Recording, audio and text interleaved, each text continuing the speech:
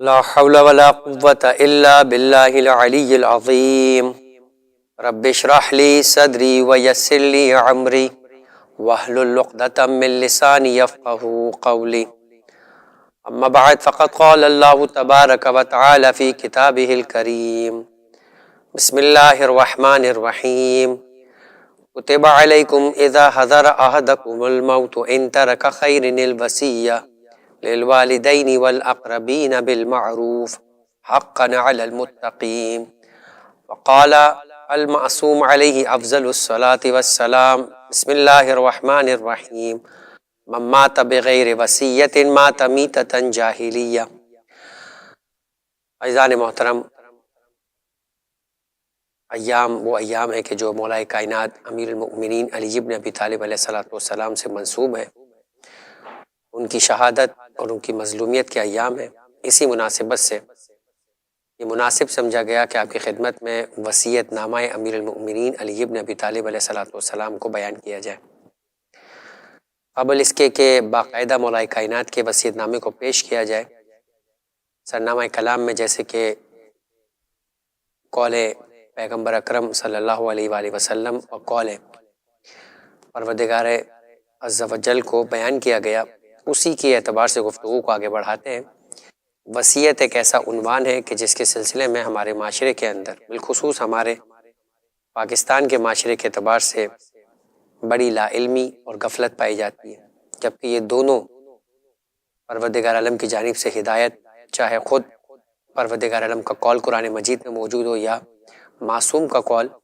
کہ جو پروردگار ہی کی جانب سے ہدایت اور رہنمائی کے لیے بیان کیا جاتا ہے، ان دونوں کے اندر اس قدر اہمیت اور اس قدر حساس اس موضوع کو قرار دیا گیا کہ سب سے پہلے پروردگار عالم سورہ مبارکہ بقرہ کی آیت نمبر 180 میں فرماتا ہے، اور انداز وہی ہے. ماہ رمضان ہے، ماہ رمضان میں جب روزے کی فرضیت کے بارے میں بات ہوئی تو یہی کہا گیا: کتب علیکم الصیام کما کتب علی الذین من قبلکم. تم پر روزہ اس طرح سے فرض قرار دیا گیا. جو لفظ استعمال ہوا ہے آیت کی ابتدا میں کتبہ، یہاں بھی پروردگار عالم نے اسی انداز کو اپنایا. کتب علیکم اذا حضر احدکم الموت، کہ یہ فرض کر دیا گیا تم پر کہ جب تم میں سے کسی کی موت سامنے آ جائے تو پھر اگر وہ کچھ اپنا پیچھے مال چھوڑے جا رہا ہے تو بہترین انداز سے اپنے والدین کے لیے، اپنے رشتہ داروں کے لیے اس کی وصیت کرے، اور یہ تم متقین پر ایک حق ہے اور تمہاری ایک ذمہ داری ہے. اور دوسری روایت جس میں اور زیادہ واضح انداز کے اندر اس موضوع کی حساسیت کو بیان کیا گیا، اور وہ روایت ہے، معصوم فرماتے کہ من مات بغیر وصیت مات میتۃ جاہلیہ. قبل اس کے کہ اس کا ترجمہ کروں، مومنین کرام جب اس حدیث کو سنتے ہیں تو ان کے ذہنوں میں ایک اور حدیث بھی آ جاتی ہوگی، اور وہ حدیث تھی کہ من مات ولم یعرف امام زمانہ مات میتۃ جاہلیہ. عقائد کی منزلت کے موقع پر، عقائد کی منزل پر ہم دیکھتے ہیں کہ اہم ترین عنوان جو امامت کا ہے، کہ جس پر ایک طرح سے مسلمانوں کا ایک بڑا فرقہ الگ ہو گیا ان تمام لوگوں سے کہ جنہوں نے اس بات کو، اس امامت کے عہدے کو اس طرح سے قبول نہیں کیا کہ جس طرح سے مومن کرام اور اہل بیت کا مکتب قبول کرتا ہے کہ امامت منصوص من اللہ ہوتی ہے. یہ فریضہ نبوت کے بعد نبوت کے انداز میں ہی خدا کی جانب سے چنے ہوئے ہادیوں کے ذریعے سے انجام پاتا ہے. وہاں پر یہی کہا گیا، اور یہ روایت وہ ہے جو فریقین کے اندر مسلم حدیث ہے کہ من مات ولم وصیۃ مات میتۃ جاہلیہ. حتیٰ کہ مسند احمد ابن حنبل نے بھی اس کو نقل کیا کہ جو کوئی اپنے زمانے کے امام کی معرفت کو حاصل کیے بغیر اس دنیا سے چلا جائے وہ جاہلیت کی موت مرے گا. سوائے اثنا عشری فرقے کے کوئی ایک ایسا فرقہ نہیں ہے جو باقاعدہ صحیح انداز سے اپنے 12 اماموں کی ترتیب کو بیان کرتا ہو. بہرحال یہ گفتگو کسی اور جانب چلے جائے گی، مگر یہی الفاظ کے مضمون کے انداز پر، اسی وزن کے اوپر یہ روایت ہے، اور سمجھ میں آتا ہے کہ جس طرح عقائد کے باب میں امامت ایک اہم عقیدہ ہے اور ایک اہم ترین فرض ہے، اسی طریقے سے فرائض کے باب کے اندر یہاں فرمایا گیا کہ من مات بغیر وصیت مات میتۃ جاہلیہ، کہ جو کوئی بغیر وصیت کے مر جائے وہ جاہلیت کی موت مرتا ہے. یعنی اس قدر اہم فریضہ ہے کہ جس سلسلے کے اندر یہ بیان کیا گیا کہ وصیت کے بغیر اس دنیا سے نہیں جانا چاہیے. کیوں؟ اس لیے کہ عمومی طور پہ تو اگر فقہ کے احکام کے اعتبار سے دیکھا جائے تو وصیت ایک مستحب مؤکد عمل ہے. یہاں تک روایت بیان کیا گیا کہ تم میں سے وہ شخص کہ جو رات کو سوتے وقت اپنے تکیے کے پاس اپنا وصیت نامہ نہ رکھتا ہو وہ ہم میں سے نہیں ہے۔ روایت کے الفاظ ہے جو میں آپ کی خدمت میں پیش کیے دیتا ہوں۔ فرمایا کہ رویہ انہ لا ینبغی ان یبیت الا وصیتہ تحت راسی، کہ سزاوار نہیں ہے، مناسب نہیں ہے کہ انسان کوئی اس انداز سے رات کو سوئے کہ اس کا وصیت نامہ اس کے تکیے کے نیچے نہ ہو۔ مراد کیا ہے؟ چاہے من مات بغیر وصیہ کی روایت ہو، چاہے یہ کہ لا ینبغی ان یبیت الا وصیتہ کی روایت ہو، دونوں میں یہ سمجھایا گیا کہ انسان جو اپنی موت پر عقیدہ موت جس کا راسخ ہوگا، جس کو پروردگار کی بارگاہ میں بلائے جانے کے اس فلسفہ موت پر یقین ہوگا، جو جانتا ہوگا کہ خدا جب چاہے مجھے بلا سکتا ہے، ہر وقت جواب دہی کے لیے آمادہ ہوگا، وہی اس وصیت کے فرض پر بھی عمل کرتے ہوئے نظر آئے گا۔ یعنی وصیت کے فرض میں کوتاہی در حقیقت فلسفہ موت کو نہ سمجھنے کی کمزوری ہے کہ انسان اپنے فرائض کے بارے میں، ظاہر سی بات ہے انسان اس جامعہ اور معاشرے میں رہتا ہے تو بچوں کے سلسلے میں اس کی ایک ذمہ داری، اپنے مال کے سلسلے میں اس کے اپنے خاندان کی ایک ذمہ داری، اپنے واجبات کے سلسلے میں جو نماز اور روزہ اور حج اور جو دیگر مالی واجبات لوگوں سے لین اور دین کے ہیں، اس سلسلے میں اگر ایک آدمی لاپرواہ نہیں ہے، غافل نہیں ہے، ذمہ دار آدمی ہے تو اپنی لکھت پڑھت اپنے وصیت کو اپنے پاس رکھتا ہے تاکہ جب کبھی خدا کی بارگاہ میں بلاوا ہو تو وہ لوگوں کو اپنی کیفیت کے بارے میں لا علمی میں نہ چلا جائے کہ پیچھے اگر اولاد یا لواحقین یا ورثہ اس کے سلسلے میں کسی کام کو کرنا چاہتے ہیں یا کسی کا حساب و کتاب ادا کرنا چاہتے ہیں تو وہ لا علم و جاہل ہو۔ ان کی لا علمی و جاہلیت کا سبب اس شخص کا وصیت نہ کرنا تھا، لہٰذا یہ مجہول ہو کے چلا گیا۔ تو من ماتا ولم بغیر وصیت مات میتۃ جاہلیہ، گویا وہ اپنے آپ کو جہالت کی کیفیت کے اندر رکھ کے چلا گیا۔ تو خلاصہ یہ کہ وصیت ایک ایسا معاشرتی، جامع اور انفرادی طور کے اوپر فرض و ذمہ داری ہے کہ جسے ایک عام مومن کی بھی ذمہ داری قرار دیا گیا۔ تو کیسے ممکن ہے کہ جو امیر المؤمنین ہو، جو امام المتقین ہو، وہ اس فریضے سے اور اس اہمیت سے غافل ہو؟ لہٰذا ہر امام معصوم کا ایک اہم زندگی کی اور سیرت کا جو حصہ نظر آتا ہے وہ ان کی وصیتیں، اور اس سلسلے کے اندر کتابوں کے اندر ایک باب اور ایک چیپٹر الگ سے عنوان قرار دیا جاتا ہے۔ آج ہم بات کریں مولائے کائنات کی وصیت کے عنوان سے کہ مولائے کائنات کہ جو ایسے وقت کے اندر کہ جب ان کے سر پر ابن ملجم نے اس انداز کی ضربت ماری کہ جس سے وہ علی کے جو خیبر شکن تھا، آج اپنے بستر پہ اس کیفیت میں کہ کھڑے ہو کر نماز پڑھنے کی حالت میں نہیں، کبھی دائیں جانب علی بے ہوشی کی کیفیت میں گرتے اور کبھی بائیں جانب، کبھی گھنٹوں بے ہوشی کی کیفیت میں رہتے ہیں، یہاں تک کہ جب طبیبوں کو بلوایا گیا تو یہ جملے تک طبیب نے کہہ دیے کہ تم امام حسن سے فرمایا کہ اپنے بابا سے کہو کہ وہ اب اپنی وصیتیں کر لیں، اس لیے کہ اب اس زہر کا کوئی علاج نہیں ہے، یہ اس قدر سرایت کر چکا ہے۔ تو یہ کیفیت مولائے کائنات کی ایک عام فرد کے لیے موت کے ایسے وقت کے اندر وصیت کرنا اور اہم امور کو بیان کرنا مشکل ہوتا ہے، جائے کہ وہ علی کہ جس کے بارے میں ابن ملجم شہزادی ام کلثوم سے کہتا ہو کہ اگر اس زہر کو سارے دنیا کے لوگوں پر تقسیم کر دیا جائے تو ہر ایک کے مرنے کے لیے کافی ہوگا، اور وہ سارا زہر مظلوم علی کے سر اقدس کے اندر اتار دیا گیا ہو، کس کیفیت میں میرا مولا ہوگا، کس تکلیف کے اندر میرا مولا ہوگا کہ جب مسجد کوفہ سے اپنے گھر کی جانب چلا تو یہی تو سیرت کی کتابیں بیان کرتی ہے کہ علی اپنے پیروں پر آئے تھے مسجد، مگر گلیم پر ایک چادر کے اوپر علی کو بٹھایا گیا اور حسن و حسین نے اس چادر کو اٹھایا اور علی کو لے کر مسجد کوفہ سے اپنے گھر تک چلے۔ کتنا فاصلہ ہے! آج بھی مومنین کرام زیارت کے لیے عراق جاتے ہیں، جب شہر کوفہ میں مسجد کوفہ کی زیارت کے لیے جاتے ہیں تو اس سے پہلے امیر کائنات کا وہ گھر نظر آتا ہے جو پشت مسجد کوفہ پر ہے، اور وہیں سے ایک زمانے میں دروازہ بھی نکلا کرتا تھا۔ چند قدموں کے فاصلے پر وہ گھر کے جہاں علی پیروں پر چل کر آئے تھے، مگر اب اتنی قوت و طاقت نہیں اور اتنی کمزوری محسوس کرتے ہیں، اس کیفیت میں علی آ چکے،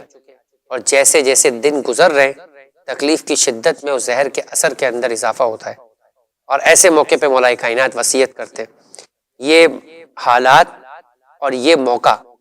ان وصیتوں کی اہمیت کی طرف مزید انسان کی توجہ کرتا ہے، اور جو انداز ہے وصیت کے، جو الفاظ ہے مولائے کائنات کے، وہ بڑے عجیب ہیں۔ ابتدائی 3 جملے مولائے کائنات نے اپنے معصوم فرزندوں سے مخاطب ہو کر فرمایا، جو ان کے لیے خاص احکامات تھے، خاص نصیحت تھی، اور اس کے بعد پھر جو مولائے کائنات کا الگ انداز ہے جس میں مولائے کائنات نے فرمایا کہ اوصیکما،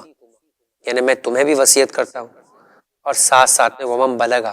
جس تک یہ وصیت میری پہنچتی ہے، جس تک میرا یہ پیغام پہنچتا ہے، ان سب تک یہ وصیت ہے۔ لہٰذا امیر کائنات کا یہ وصیت نامہ صرف اور صرف امیر کائنات کے بچوں کے لیے نہیں تھا، کائنات تک ہر وہ فرد کہ شہزادی کونین حضرت فاطمہ الزہرا سلام اللہ علیہا کا بھی وہ فرمان ہے کہ میرا بابا اور علی ابوائے حاضر الامہ، اس امت کے دونوں باپ ہیں۔ اس عنوان سے بھی یہ علی جو امت کا باطنی باپ ہے، اپنی اولاد کو جو تا قیامت تک آنے والی وصیت کر رہا ہے۔ الفاظ ہے کہ اوصیکما وجمیع ولدی واہلی ومن بلغہ کی کتابی، کہ یہ وصیت ہے میری حسن اور حسین علیہم الصلاۃ والسلام، آپ کو بھی، میری تمام اولاد کو، اور میرے تمام گھر والوں کو، اور ہر اس فرد تک کہ جہاں میرا یہ مکتوب اور میرا یہ وصیت نامہ پہنچے گا، کیونکہ یہ نہج بلاغہ کے مکتوبات میں اسی لیے سے تشکیل دیا گیا کہ گویا یہ کتابت صورت کے اندر محفوظ کر دیا گیا۔ مکتوب نمبر 47 مولائے کائنات کا یہ وصیت نامہ ہے، اور امیر کائنات ابتدا کر رہے ہیں اپنے وصیت نامے کی، اور ابتدائی یہ الفاظ جو 2 دفعہ تکرار ہوئے، اوصیکما بتقوی اللہ، کہ میں تم دونوں کو وصیت کرتا ہوں تقوی الہی کی، اتنا اہم عنوان ہے کہ امیر کائنات کا ایک ٹائٹل ہے امام المتقین۔ قرآن مجید فرماتا ہے کہ الف لام میم ذالک الکتاب لا ریب فیہ ھدی للمتقین، کہ یہ کتاب کہ جس میں کوئی شک نہیں ہے، ابتدائی آیات میں فرمایا کہ یہ ہدایت ہے فقط متقین کے لیے، جس میں یہ احساس ہے، جس میں یہ جذبہ ہے کہ وہ پروردگار عالم کی عظمت اور پروردگار عالم کی اس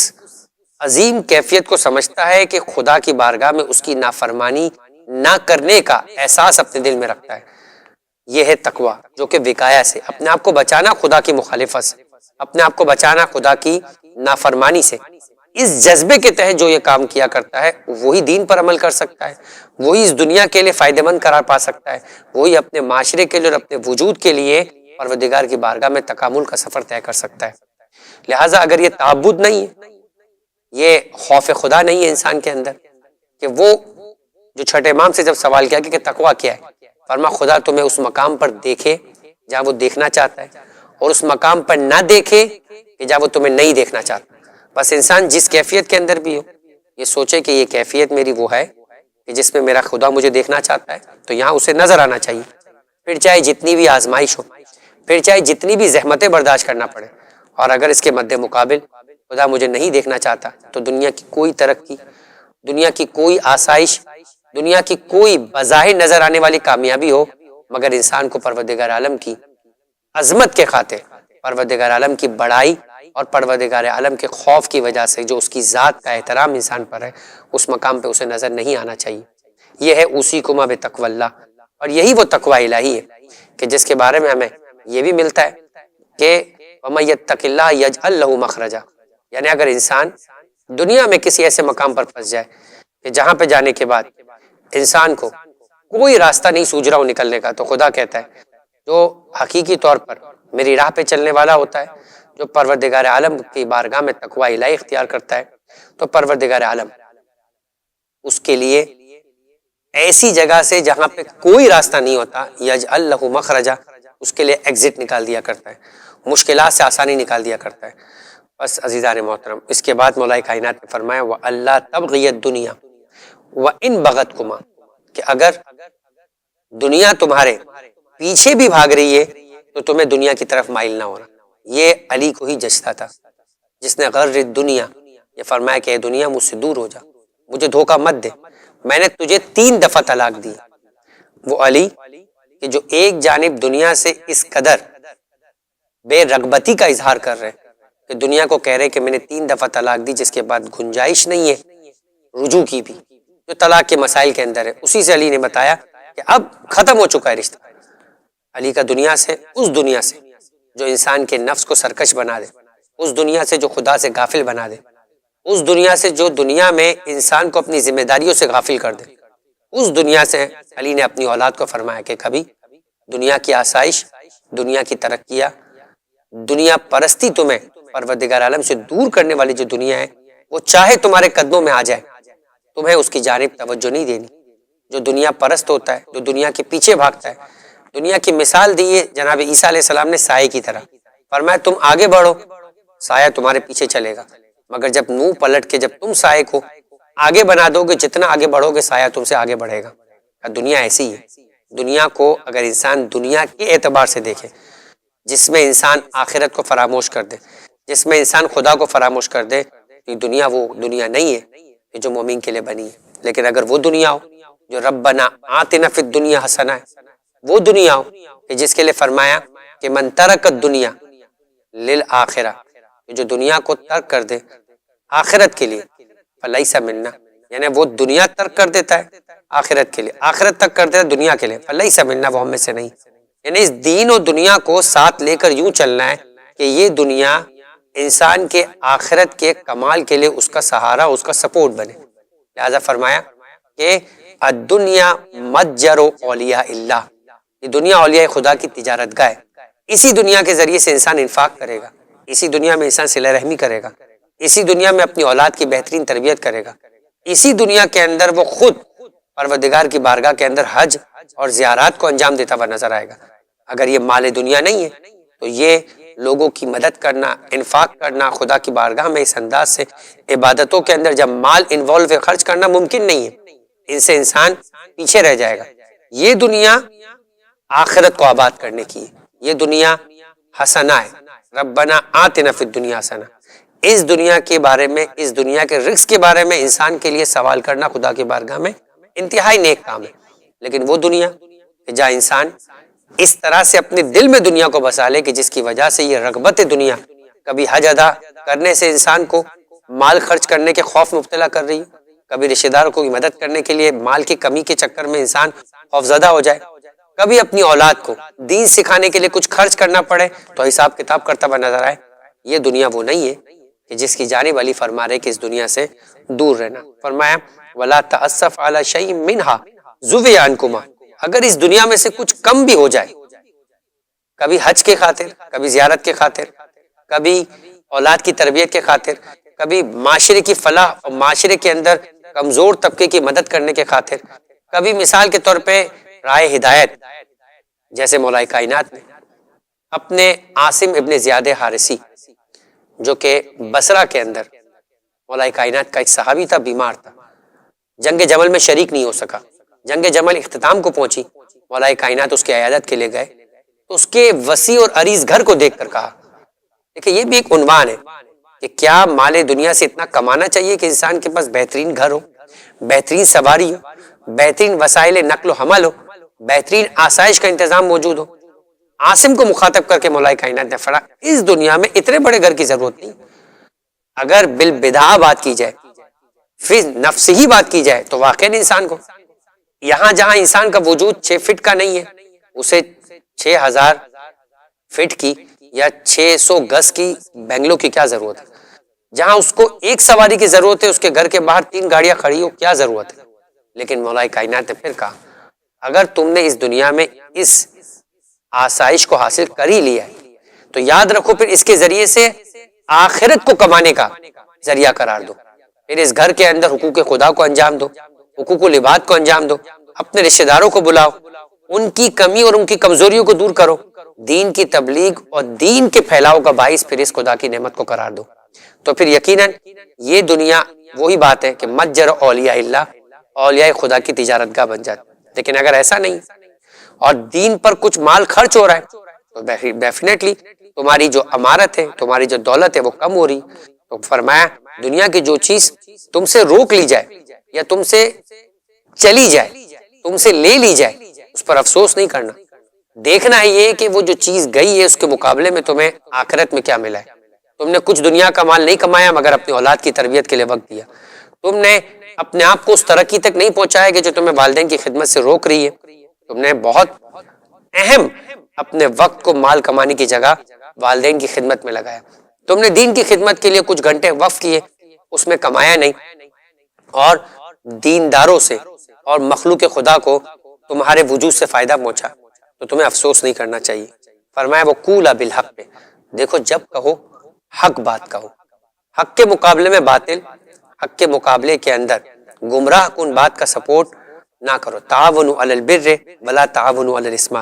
فرمایا وکونوا للظالم خصما وللمظلوم عونا۔ ابھی یہ امام حسن اور امام حسین سے بات چل رہی ہے، یہ وصیت کا پہلا حصہ ہے جو آخری جملہ ہے کہ دیکھو میرے بچوں، ظالم کے دشمن بن کے رہنا، کبھی ظالم کے مددگار مت بننا، نہ قول میں نہ عمل میں، وللمظلوم عونا، اور دیکھو ہمیشہ مظلوم کے سپورٹ میں کھڑے رہنا۔ ظالم دنیا میں کتنا ہی طاقتور کیوں نہ ہو، ظالم دنیا کے اندر کتنے ہی وسائل کو رکھنے والا نہ ہو، یہ ممکن نہیں ہے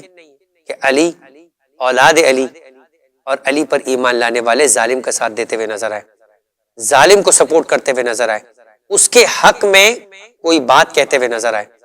یا اس کے ساتھ کھڑے ہوئے نظر آئے مظلوم کے مد مقابل میں۔ لہٰذا جب کبھی ایسا موقع آئے تو میں مظلوم کا ساتھ دینا ہے، مظلوم کے ساتھ کھڑے رہنا ہے۔ فرمایا اس کے بعد اوصیکما وجمیع ولدی، اب جو میں وصیت کر رہا ہوں یہ میری اولاد کو بھی ہے، یہ وصیت اب عام وصیت ہے، واہلی، میرے گھر والوں کو بھی ہے، ومن بلغہ کتابی، وہ ان لوگوں کو بھی ہے کہ جن تک میرا یہ مکتوب اور میرا وصیت نامہ پہنچے۔ کیا ہے پھر دوبارہ، یعنی اس سے اہمیت سمجھ میں آتی ہے کہ جو خاص وصیت امام حسن اور امام حسین کے لیے تھی، اس کا پہلا جملہ وہ عام لوگوں کے لیے بھی اتنا ہی اہم اور ضروری ہے، اس لیے کہ دین کی بنیاد یہی ہے، یہ نہیں ہے تو دین نہیں ہے۔ فرمایا کہ بتقوی اللہ و نظم امرکم، خوف الہی کو رکھنا، دنیا میں کوئی بھی تمہارا کام ہے اگر تقوی سے ہٹ کرے تو یقین کرو وہ تمہارا قابل قبول نہیں ہے، اس لیے کہ تقوی تمہارے خلوص کا نام ہے، تقوی پروردگار عالم کے حکم پر، پروردگار عالم کے قول کے مطابق چلنے کا نام ہے۔ دنیا کی ڈائریکشن، دنیا کی چاہت، کوئی چاہے دنیا میں کوئی نہ ہو، اہل بیت اور پروردگار عالم کے علاوہ اگر انسان کسی اور کی بات مانتا ہے تو یہ تقوی الہی کی کمی کی بات۔ وَنَظْمِ أَمْرِكُمْ، اور دیکھو تمہارا امور منظم ہونے چاہیے۔ یہ عجیب بات ہے مولا کائنات، واقعاً جو الہی رہنما ہوا کرتا ہے وہ اتنا دقیق ہوا کرتا ہے کہ وہ دنیا سے پڑھا ہوا نہیں۔ ہم آج دنیا کے اندر MBA کرتے ہیں، مینجمنٹ کے بڑے بڑے کورسز کو انجام دیتے اور اس کے بعد یہ بات سیکھتے کہ انسان کو ڈسپلن ہونا چاہیے، ٹائم مینجمنٹ ہونا چاہیے، وقت ہمارا ضائع نہیں ہونا چاہیے، سسٹم بننا چاہیے کام کے لیے، اگر کام میں دوام چاہیے، کام کے اندر کنٹینیوٹی چاہیے، کام کے اندر تسلسل چاہیے، تو یقیناً انسان کے کاموں کو منظم ہونا چاہیے، پلاننگ کے تحت ہونا چاہیے۔ لہٰذا مولا کائنات فرما رہے دین کا معاملہ ہو، دنیا کا معاملہ ہو، مومن منظم ہوا کرتا ہے۔ یہاں تک کہ قبر کو بنانے کے سلسلے میں ہمیں روایت نظر آتی ہے کہ قبر بنانے کے اندر بھی اسے استوار کرو، اس کو ترتیب دو، کیونکہ اسلام اس چیز کو پسند کرتا ہے کہ مسلمانوں کا کوئی کام بھی غیر مرتب، غیر منظم نظر نہ آئے۔ دنیا آج ترقی کر رہی ہے اپنے ڈسپلن کی وجہ سے، اپنی پلاننگ کی وجہ سے۔ اسلام 1400 سال پہلے علی بستر شہادت کے اوپر مخاطب کر کے اپنے چاہنے والوں کو اور مومنین کو اور جن تک بھی یہ پیغام پہنچے فرما رہے نظم امرکم، اپنے کاموں کو منظم کرو۔ جو قومیں منظم نہیں ہوتی، جو گھر اور جو فرد کی زندگی منظم نہیں ہوتی، وہ اپنے ریسورسز کو ضائع کر رہے ہوتے۔ ان لوگوں کے یہاں پر وہ کام کے جو جلد ہو جانے والے ہیں وہ دیر سے ہوتے ہوئے نظر آتے ہیں، اور نتیجے کے اندر وہ قومیں ترقی نہیں کر پاتی، وہ فرد ترقی نہیں کر پاتا۔ اس کے بعد مولا کائنات نے اہم ترین جملے کی طرف اشارہ کیا، اور مولا کائنات معاشرے کو، اکائیوں کو دہائیوں میں اور دہائیوں کو مزید سینکڑوں کے اندر اور سینکڑوں کو مزید جو ہے وہ یعنی چاہ رہے ہیں کہ جس طرح سے ایک انسان اپنی زندگی میں نظم پیدا کرے، اپنی زندگی کو بہتر بنائے، اس انداز سے آگے بڑھے کہ ایک فرد سے اس کا گھر، اس کے گھر سے اس کا خاندان، اس کے خاندان سے اس کا محلہ، اس کے محلے سے اس کا شہر، اس کے شہر سے اس کا ملک، اور یہ پوری دنیا اس انداز سے ایک دوسرے کے ساتھ متصل اور جڑی ہوئی نظر آئے کہ ہر فرد دوسرے فرد کے بارے میں پریشان ہو، دوسرے فرد کی اصلاح کے بارے میں، اس کی ترقی کے بارے میں، اس کے مسائل کے بارے میں سوچتے ہوئے نظر آئے، دور نہ ہو۔ جیسے مولا کائنات کہ اس عظیم فرزند چھٹے امام امام جعفر صادق علیہ الصلوۃ والسلام کی خدمت میں ابھی آئے گا امر بالمعروف نہی عن المنکر کے باب میں، وہاں بیان کیا کہ جب کسی نے پوچھا کہ اگر میں اپنی نمازوں کو، اپنے روزوں کو، اپنے حج کو انجام دے رہا ہوں تو مجھے کیا پرواہ کہ میرے پڑوس میں رہنے والا کس حال کے اندر، اس کی عبادتیں درست ہے یا نہیں، اس کے مسائل، اس کی پریشانی حل ہو رہی ہے نہیں ہو رہی۔ تو چھٹے امام نے بڑی خوبصورت مثال دی کہ اگر تم کشتی کا سفر کرو، کیا ہے کبھی؟ کہا کشتی کے سفر کے اندر اگر کوئی فرد اپنی جگہ پر سوراخ کرنا شروع کر دے تو کیا تمہیں لگتا ہے کہ دوسرا فرد یہ محسوس کرے یا سوچے کہ وہ اپنے مقام پہ سوراخ کر رہا ہے، مجھے کیا غرض؟ نہیں، اگر اس نے کشتی میں سوراخ کر دیا تو اس کشتی میں داخل ہونے والا پانی فقط اسے نہیں نقصان پہنچائے گا اور ہلاک کرے گا، سارے کشتی والوں کو ہلاک کر دے گا۔ کہ یہ کیسے سمجھ میں آ رہا ہے؟ ویسے ہی معاشرے کے اندر اگر کہیں پر فساد ہو رہا ہے، کہیں پر اختلاف ہو رہا ہے، کہیں پر جھگڑا ہو رہا ہے، گمراہی ہو رہی ہے، تو پورے معاشرے کو ڈبانے کے لیے، پورے معاشرے کی بنیادوں کو ہلانے کے لیے کافی ہے۔ لہٰذا مولا کائنات فرماتے وَصَلَاحِ ذَاتِ بَيْنُكُمْ، میں تمہیں وصیت کرتا ہوں کہ اپنے آپس کے معاملات کو اور تعلقات کو سلجھائے رکھنا۔ فَإِنِّي سَمِعْتُ جَدَّكُمَا، بس میں نے تمہارے جد پیغمبر اکرم حضرت محمد مصطفیٰ صلی اللہ علیہ وآلہ وسلم کو یہ کہتے ہوئے سنا ہے کہ یقول صلاح ذات البین افضل من عامۃ الصلاۃ والقیام، فرمایا کہ دیکھو والصیام، کہ دیکھو پیغمبر فرما رہے ہیں کہ ایک دوسرے کے معاملات کو سدھارنا، ایک دوسرے کے اختلافات کو ختم کرنا، ایک دوسرے کو بھائی چارے کی کیفیت میں لے کر آنا، یہ عام نماز اور روزے سے بہتر ہے۔ یعنی جو مستحب نماز اور روزہ ہے اس سے زیادہ اہم معاملہ کیا ہے کہ انسان آپس کے تعلقات کو سدھار کے رکھے۔ میں آپ کی خدمت کے اندر 8ویں امام امام علی ابن موسیٰ رضا علیہ الصلوۃ والسلام کا وہ خط بھی پیش کرتا ہوں، عجیب جملے، جہاں مجھے موقع ملتا ہے اس عنوان کے تحت میں ضرور یہ خط مومنین کرام کے سامنے پیش کرتا ہوں۔ عظیم ہستی ہے عبدالعظیم حسنی، یعنی شاہ عبدالعظیم حسنی کہا جاتا ہے، تہران کے قریب رے کا علاقہ ہے جو آج تہرانی کا حصہ سمجھ میں آتا ہے، وہاں پر اس بزرگ کی زیارت گاہ ہے جس کے بارے میں امام علی النقی کا یہ فرمان ہے کہ جس نے ان کی زیارت کی وہ ویسا ہی جس نے میرے جد امام حسین کی زیارت کی۔ یہ وہ فرد کہ جو 8ویں امام، 9ویں امام، 10ویں امام کے دور کے اندر موجود، وہ حسنی سادات سے تعلق رکھنے والی جو عالم بھی تھی اور خاندان اہل بیت علیہ السلام کی ایک عظیم مرتبت ہستی جو ہے وہ شمار ہوتی ہے۔ 8ویں امام انہیں خط لکھتے اور خط میں فرماتے کہ میرے چاہنے والوں کو میرا سلام کہنا، ان سے کہنا کہ اپنے کاموں میں شیطان کو داخل ہونے کا راستہ نہ دے، ان کو صداقت اور امانت داری کا حکم دینا، ان سے سکوت اور ایسے لڑائی جھگڑے میں جس کا کوئی فائدہ نہ ہو وہاں سے سکوت اختیار کرنے کا حکم دینا۔ اب جملہ سنیے، فرمایا کہ انہیں حکم دینا کہ ایک دوسرے کی ملاقات کو جائے، ایک دوسرے کی ملاقات کو جائے، اس لیے کہ یہ کام میں، ٹھیک ہے، اس میں محبت و قربت کو جانتا ہوں۔ مومنین کو تلقین کرنا کہ ایک دوسرے سے دوری اختیار نہ کریں،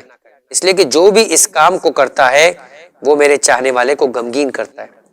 اور میں خدا سے ایسے کام کرنے والوں کے لیے شدید عذاب کا طلبگار ہوں۔ جو لوگوں میں اختلاف پھیلائے، جو لوگوں میں افتراق پھیلائے، جو مومنین کے درمیان اتحاد کی فضا کو خراب کرتا ہوا نظر آتا ہے، فرمایا کہ ایسا فرد 8ویں امام کی نگاہ میں مغضوب ہے، ناپسندیدہ ہے، اس سے 8ویں امام اس قدر ناراض ہے کہ اس کے لیے عذاب الہی کی پروردگار کی بارگاہ میں دعا کرتے ہیں۔ مقابلے میں فرمایا کہ ایسے مواقع ہو، ایسے اجتماعات ہو جہاں پہ مومنین ایک دوسرے کے ساتھ ملے، جمع ہو، اپنے امور پہ گفتگو کرے، نہ کہ مومنین کو ایک دوسرے سے جدائی۔ جب مومنین کو بالعموم بات یہ ہو رہی ہے تو گھروں کے اندر کیسا ماحول مولا کائنات چالے ہوں گے، ماں باپ اور اولاد کے سلسلے میں، بہن بھائیوں کے سلسلے میں، چچا پھوپھی اور خالاؤں کے سلسلے کے اندر، اسی طرح سے میاں بیوی کے درمیان، یہ اہم ترین معاملہ ہے۔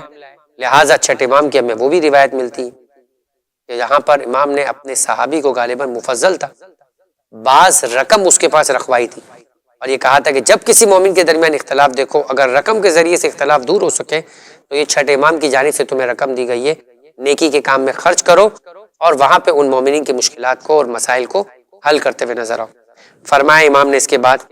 کہ واللہ واللہ فی الایتام، کہ دیکھو فلا تغب افواہہم ولا یزیع بحضرتکم، کہ خدا را یتیموں کے بارے میں اللہ سے ڈرتے رہنا، ان پر فاقے کی نوبت نہ آ جائے، اس قدر مشکل میں نہ پڑ جائے کہ وہ اپنی بھوک کو مٹانے کے لیے لوگوں کے سامنے ہاتھ کو پھیلاتے ہوئے نظر آئے، عزت نفس ان کی مجروح ہو جائے۔ یہیں سے سمجھ میں آتا ہے کہ اگر دینے والا بھی اسی طرح سے دے رہا ہے کہ وہ چاہتا ہو کہ بندہ فاقے کو پہنچے، یا جو اس کی عزت نفس ہے بغیر کھائے ہوئے جیسے مجروح ہو رہی ہے، کھانا بھی اسی انداز سے دیا جائے کہ اس کی عزت نفس مجروح ہو، تو یہ قطعاً مناسب نہیں ہو۔ خیرات اس طرح سے کی جائے کہ جس طرح سے ایک باپ اپنی اولاد کے لیے کبھی اسے اس بات کا احساس نہیں ہونے دیتا کہ وہ مانگنے والا ہے، وہ ان کی بھوک کو مٹانے والا ہے، جب تک کہ وہ بلک نہ جائے، رو نہ پڑے، مانگے نہیں، تب تک اسے کھاتا ہوا نظر نہ آئے۔ باپ کی خواہش یہ ہوتی ہے کہ میں کھاؤں اس سے پہلے میری اولاد کھائے، میں پہنوں اس سے پہلے کہ میری اولاد پہنے۔ یتیموں کے سلسلے میں انسان کا رویہ ایسا ہونا چاہیے۔ جب معاشرے کے اندر محرومیوں اور پسماندگی سے یہ طبقہ بچتا ہوا نظر آئے گا تو معاشرے میں فساد نہیں ہوگا، بگاڑ نہیں ہوگا، محرومیوں کا سلسلہ اسے گمراہیوں کی جانب اور فساد کی جانب نہیں لے جائے گا۔ فرمایا کہ دیکھو خدا را یہ تمہارے ہوتے ہوئے برباد نہ ہو جائے۔ آج یاد رکھو، اگر تم نے کسی یتیم کے سر پر ہاتھ رکھا تو کل تمہارے چلے جانے کے بعد تمہارے یتیموں کو، تمہارے سب آرڈینیٹس کو، جو تمہارے نیچے وہ طبقہ ہے کہ جو ضرورت کا محتاج ہو سکتا ہے، خدا اس کے لیے بھی وسائل کو فراہم کرتا ہوا نظر آئے گا۔ فرمایا واللہ فی جیرانکم، کہ دیکھو خدا را، یہ دیکھیں علی کس انداز سے وصیت کر رہے ہیں، یعنی وصیت کا دائرہ کار اپنی اولاد تک نہیں ہے کہ ایک دوسرے کو فقط مال کے اعتبار سے بیان کر رہے کہ یہ اس کو دے دینا، یہ اس کو لے لینا، دیکھو تم اس طرح سے کاروبار کرنا، تو کہ تم اس طریقے سے اپنے گھر کو بنا لینا، فلاں جگہ پہ تمہاری پراپرٹی ہو، جائیداد ہے۔ نہیں، فرمایا واللہ فی جیرانکم، خدا را اپنے پڑوسیوں کا خیال رکھنا، تمہارے پڑوسی، تمہارے اطراف کے اندر موجود افراد تمہاری غفلت کا شکار نہ ہو جائے۔ یہ نہ ہو کہ ان کے گھر میں کوئی بھوکا ہو، ان کے گھر میں کوئی مسائل ہو۔ دین اسلام ہمیں ایسا دین اور ایسا ضابطہ حیات دیتا ہے، یہاں تک روایتیں موجود ہے کہ اگر تم اپنے گھر کے اندر ایسا پھل لے کر آ رہے ہو جو پھل تمہارے پڑوس افورڈ نہ کر سکتے ہو، تو اس پھل کو کھانے کے بعد لانا منع نہیں، کیا ہی اچھا ہو کہ انسان اس طرح سے لائے کہ ان کو شریک کرے، تاکہ ان کی بد نظری کا، ان کی احساس کمتری کا شکار نہ ہو، کہ جس کے نتیجے کے اندر وہ اس نظر سے آپ کو دیکھے جو نظریں بھی انسان کو نقصان پہنچاتے ہوئے نظر آئے، بلکہ وہ شکر گزاری سے دیکھتے ہوئے نظر آئے کہ جن کی اداؤں میں، جن کی نظروں میں آپ کے لیے دعا ہو، تو کیا ہی اچھا ہے۔ لیکن اگر اتنا نہیں کر سکتے ہو تو کم سے کم اتنا تو ہو کہ تم اس پھل کو کھانے کے بعد اس کا کچرا باہر ایسے مت پھینکو کہ جس پر نگاہ کرنے کے بعد ان کے بچے یا وہ لوگ اپنی محرومی کو محسوس کریں، اور اس محرومی کے محسوس کرنے کی وجہ سے یا تو کسی معاشرتی فساد کا شکار ہو جائے یا تمہارے سلسلے کے اندر اپنے دل کے اندر کوئی برائی پیدا کرے۔ فرمایا فَإِنَّهُ وَصِيَّةُ نَبِيِّكُمْ، عجیب جملہ ہے۔ فرمایا کہ دیکھیں ہم بات ہو رہی وصیت کی، جو آیت بھی پیش کی گئی، اس آیت کے اندر بھی جو وصیت کی یہی بیان کیا فرمایا گیا تھا کہ دیکھو اذا حضر احدکم الموت، جب تم میں سے کسی کی موت آ جائے تو اگر وہ کوئی مال رکھتا ہے تو اپنی اولاد اور اپنے اقربا کے بارے میں اس کی وصیت کرے۔ اسی طریقے سے یہاں پر بھی پروردگار عالم فرما رہا ہے کہ دیکھو اگر تمہارے نبی نے یہ وصیت اس انداز سے پڑوسیوں کے حقوق کے بارے میں خبر کی کہ ہمیں ایسا لگا، فرمایا کہ ما زال یوصی بہم، کہ پیغمبر کی وصیت ان کے بارے میں ایسی تھی، حتی ظننا، یہاں تک کہ ہمیں گمان ہونے لگا کہ انہ سیورثہم، کہ شاید پیغمبر ہمارے مال میں، ہماری جائیداد کے اندر بھی ان کا حصہ بیان کریں گے۔ اس حد تک پڑوس کی ذمہ داری اور اس حد تک پڑوس کے بارے میں قیامت کے دن سوال کیا جائے گا۔ یعنی پڑوس کے بارے میں کہا گیا کہ اگر وہ کافر بھی ہو تو اس کی ذمہ داری، یعنی اس کا بھی حق ہے۔ اس سلسلے میں دین کی بھی ذمہ داری نہیں، یعنی دین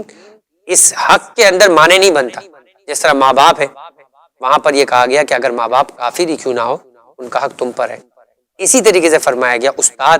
اگر کافر ہی کیوں نہ ہو مگر اس نے تمہیں ایک حرف بھی سکھا دیا، فرمایا کہ من علمنی حرفا سیرنی عبدا، میں اس کی بندگی کرنے کو تیار ہوں۔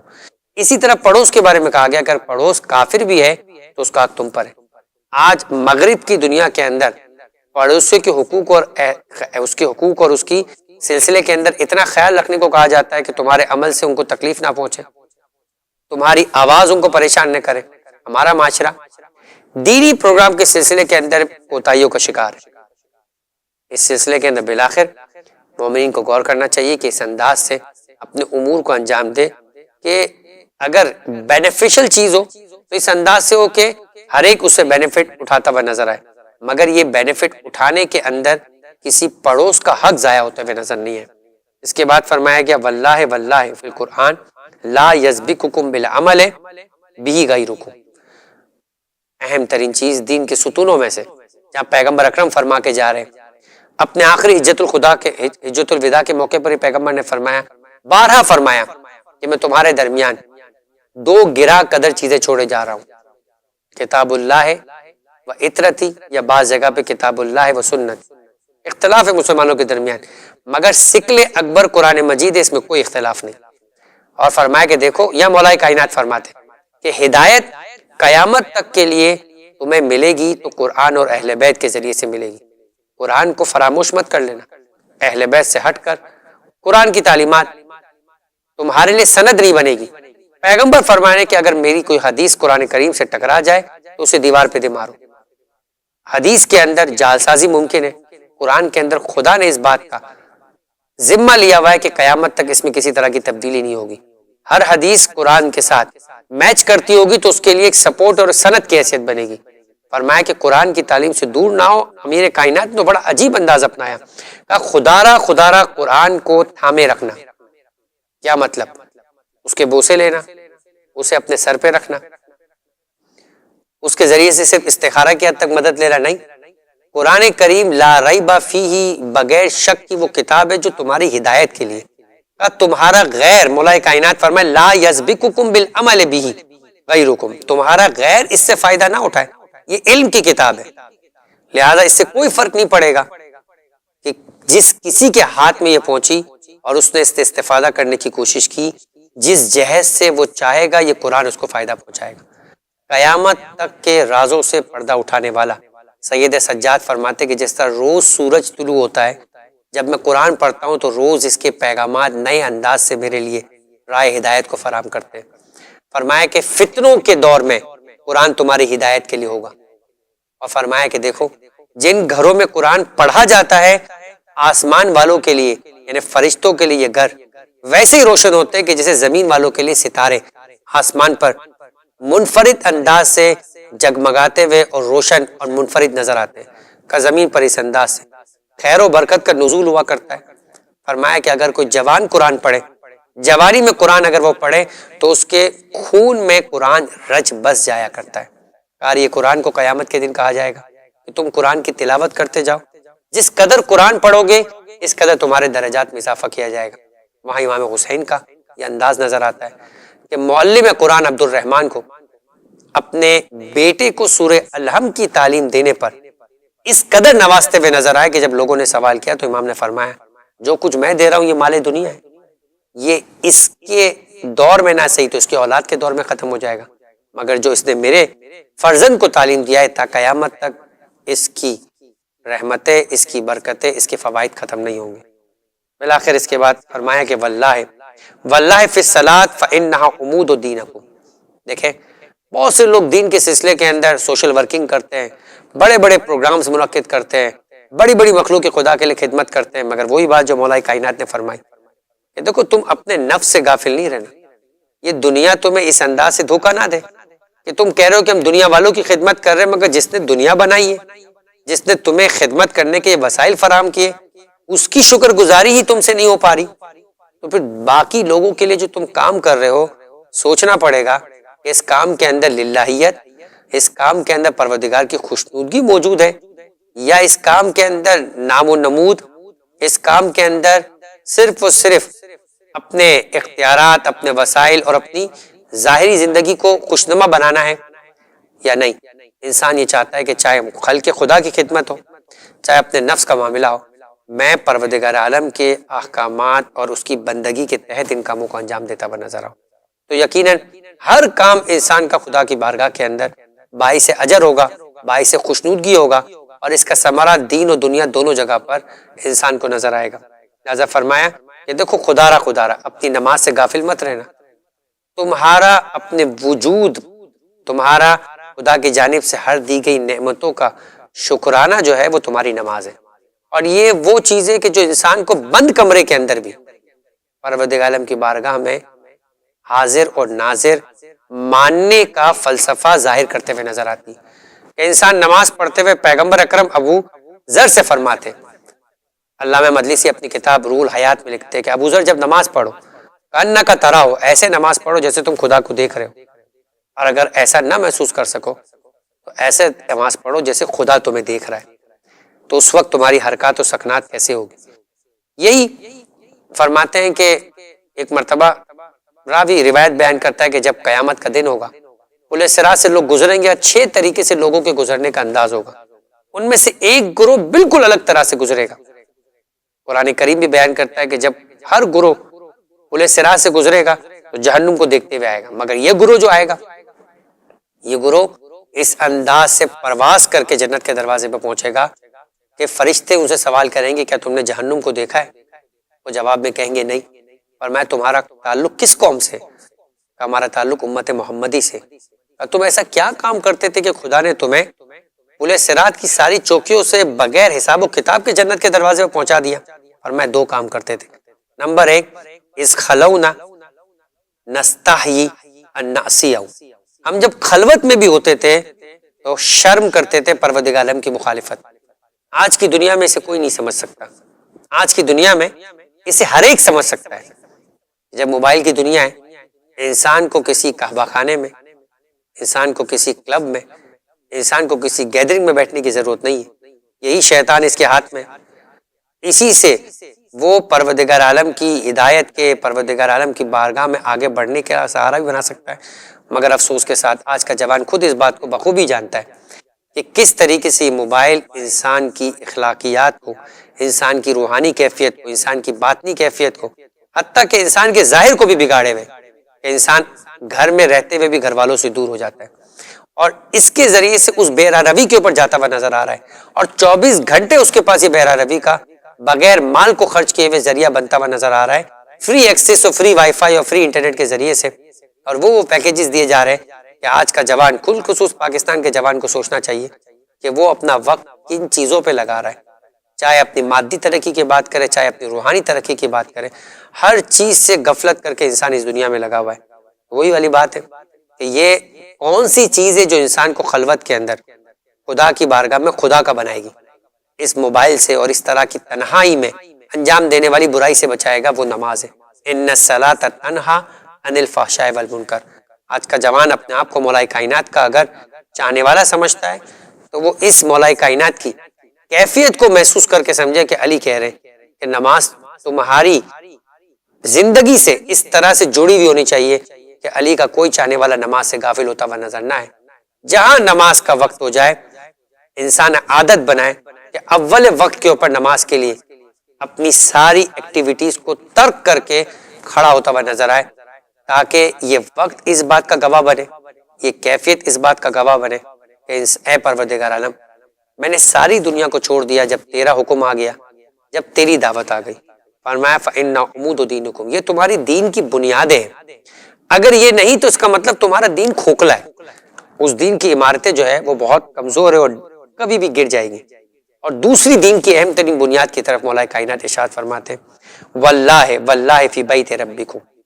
لا تخلوہ ما بقیتم، کہ دیکھو خدا را حج کو فراموش نہیں کرنا۔ یہ سمبولیکلی یہ میں کہتا ہوں کہ اگر گھر کے اندر انسان خدا کا بندہ ہے، یہ ظاہر ہو رہا ہے نماز سے، تو اس دنیا کے اندر اگر انسان یا مسلمان اپنے آپ کو دکھا رہے کہ ہم اس خدا کے بندے ہیں، اجتماعی طور پہ اپنی طاقت کا اظہار کر رہے ہیں، فرمایا کہ جس طرح جماعت کی نماز ہے، جس طرح عید کی نماز ہے، اب پوری دنیا کا اجتماع خانہ خدا میں حج پر ہوا کرتا ہے، وہاں ساری دنیا کے مسلمان اور مومنین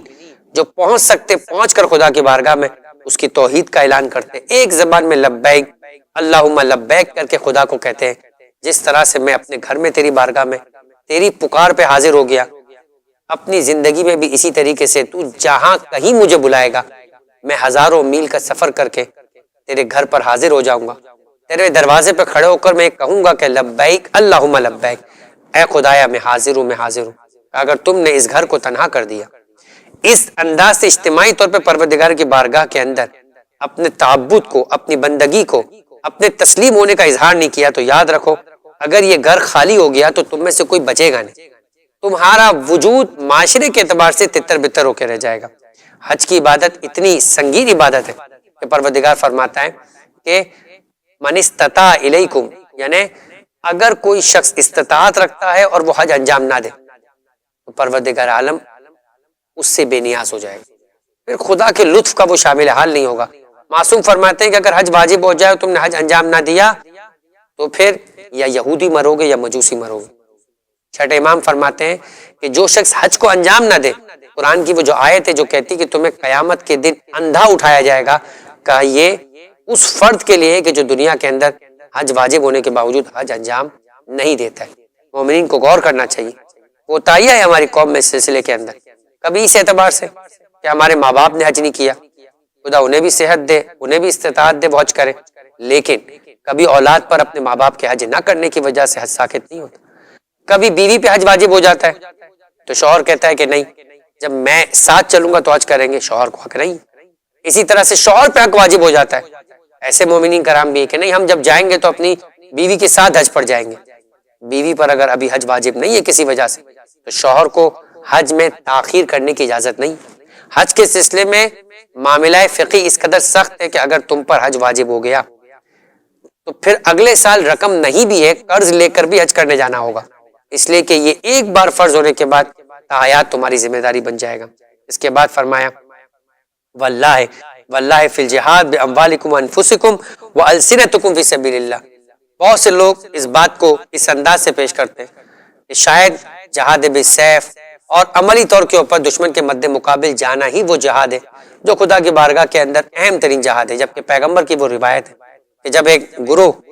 جہاد بالسیف سے واپس مدینہ آیا تو فرمایا مبارک ہو مبارک ہو، اب آمادہ ہو جاؤ جہاد اکبر کے لیے۔ جہاد اکبر کیا ہے؟ جو ہر لمحے تمہارا شیطان کے ساتھ حالت حرب کے اندر، اسی لیے محراب مسجد کو محراب کہا جاتا ہے، یہ وہ جگہ ہے جو شیطان سے لڑنے کی جگہ ہے۔ میں 24 گھنٹے شیطان سے جنگ کے اندر ہوں، جہاد کے اندر ہوں، اور یہ وہ جہاد بالنفس ہے کہ اگر انسان اس میں کامیاب ہو جائے تو چاہے فرد کی زندگی ہو چاہے معاشرے کی زندگی ہو انسان کہیں ناکام نہیں ہو، لیکن اگر انسان جہاد بالنفس میں ناکام ہو جائے تو جہاد بالسیف بھی انسان کا برباد ہوتے ہوئے نظر آتا ہے۔ کتاب آغا دستگیر شیرازی میں وقت چونکہ اب مختصر ہو رہا ہے موجود ہے کتاب استعاذہ کے اندر کہ جہاں پہ آغا دستگیر فرماتے ہیں کہ ایک جنگ کے اندر ایک مسلمان مجاہد تھا، اس نے کسی کافر کے ایک خچر کو دیکھ لیا جو خوبصورت تھا، لڑائی کی کا نیت جو قصد تھا وہ تبدیل ہو گیا۔ اب وہ اس کافر کو اس لیے نہیں قتل کر رہا کہ وہ کافر ہے، اس لیے قتل کر رہا ہے کہ اس کے مال پر اس کی نگاہ ہے اور مال حاصل کرنا ہے، اور پھر آخر کافر کی تلوار چل گئی اور نام آ گیا اس کا کشتہ راہ خر۔ یہ راہ خدا میں نہیں مرا، مال حاصل کرنے کی راہ میں چلا گیا چونکہ اپنے نفس کی منزل میں ناکام ہو گیا۔ کتاب محجت البیضاء کے اندر بھی وہ روایت ہے جو آغا کاشف الغطا فرماتے ہیں کہ 3 گروہ قیامت کے دن جو انبیاء کے مرحلے کے اوپر ہوں گے، صدیقین کے ساتھ ہوں گے، مگر وہی 3 مرحلے اتنی نزاکت کا مرحلہ ہے کہ خدا انہیں قیامت کے دن مخاطب ہو کر کہے گا کہ تمہیں تو دنیا میں اجر مل گیا، کیوں؟ مال خرچ کیا، مالدار تھا تو نام و نمود کے خاطر، علم عطا کیا تو صرف بحث میں کامیابی کے خاطر یا کبر و غرور کے خاطر، اور اسی طریقے سے فرمایا کہ اگر تم نے شہادت دی تو خدا کے حکم پر نہیں بلکہ اپنی طاقت اور اپنی زور اور اپنی مملکت کو بڑھانے کے لیے، تو فرمایا یہ تینوں گروہ چاہے شہید ہو، علماء ہو یا مالدار ہو، جو صحیح ہو جائے تو معاشرہ سدھر جاتا ہے، قیامت کے دن انبیاء و صدیقین کے برابر انہیں قرار دیا جاتا ہے، لیکن اگر بگڑ جائے تو خدا قیامت کے دن اسی گروہ کو جہنم کی اتاہ گہرائیوں کے اندر سب سے بدترین جگہ پہ رکھتا ہوا نظر آئے گا۔ اس کے بعد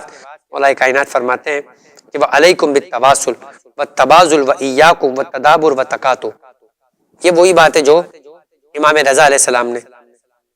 شاہ عبدالعظیم حسنی سے فرمایا۔ مولا کائنات فرماتے ہیں اصلاح ذات البین کے بعد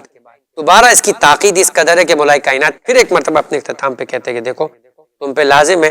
کہ ایک دوسرے سے میل ملاپ رکھنا. علیکم بالتواصل، دیکھو صلہ رحمی ختم نہ ہو، رابطے مت توڑے رکھنا. اختلافات ہو جاتے، مسائل پیدا ہو جاتے، مگر رابطوں کو مت توڑو، اپنے کنیکشنز کو باقی رکھو، ملو جلو، سلام دعا رکھو. کل کو یہ فاصلے اس بات کا باعث نہ بنے کہ جب تم کسی بات پر قریب بھی ہونا چاہو تو فاصلے اتنے زیادہ ہو جائے کہ تمہیں اس کو قربت میں بدلنے کے اندر دشواری محسوس ہو. یہ ہوتا ہے خاندانوں میں،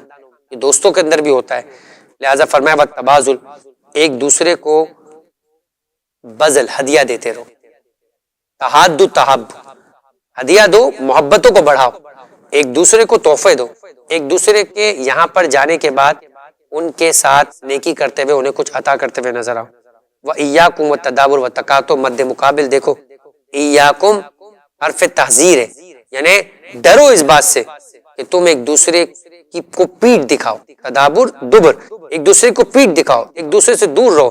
وہ راستہ ہی بن تک تبدیل کر لو کہ جس راستے سے آپ کا کوئی مومن بھائی، آپ کا کوئی رشتہ دار نظر آئے. اپنی اولاد کو روکتے ہوئے نظر آؤ کہ دیکھو اس کی میت میں مت جانا، اس کی خوشی میں مت شریک ہونا. وہ نظر آئے تو اس کے سلام کا جواب مت دینا. یہ ہمارے معاشرے کے اور خاندان کے مسائل ہیں. مولا کائنات اپنے شہادت کے وقت اپنے بستر شہادت پر یہ مخاطب کر کے کہہ رہے ان لوگوں سے کہ دیکھو قطع رحمی مت کرنا. سب سے زیادہ بدترین گناہ کیا ہے؟ شرک کے بعد قطع رحمی کرنا ہے. فرمایا یہ وہ شخص ہے کہ جس کا کوئی کی نیکی قبول نہیں کی جائے گی، نیکی تو دور کی بات، کا جنت کی خوشبو بھی نہیں سونگھ سکے گا. فرمایا لا تترکوا الامر بالمعروف والنہی عن المنکر،